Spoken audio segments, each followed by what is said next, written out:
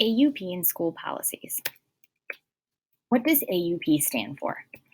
AUP stands for Acceptable Use Policy. Great, so what does that mean? According to Google, an AUP is a policy that outlines in writing how a school or district expects its community members to behave with technology. In other words, that means AUP is what you've signed or what you've agreed to according to school that says you will use the internet appropriately. This is an example of an acceptable use policy, and you will see that it says the use of the internet is a privilege, not a right. It's a privilege. We are giving you the privilege of using the internet. This is actually Orange's acceptable use policy, the one that you signed, and we just want to highlight a couple things for you. So first of all, I want you to notice it says that the board has the right at any time to access, monitor, review, and inspect any directories, files, or messages on the computer network. So that means if at any time we're curious about or worried about what might be going on your computer, we absolutely have the right to check your network history. Things we might be looking for include sending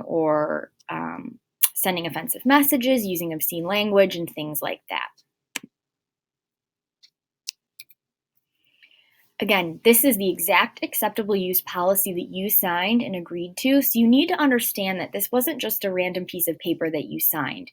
If you violate any agreements, that could actually be considered a criminal offense, and that's kind of a big deal. So you really want to make sure that you're following the rules, especially because if you look down here, it says that the principal can deny, revoke, or suspend access to the internet if you violate the board AUP and safety policy.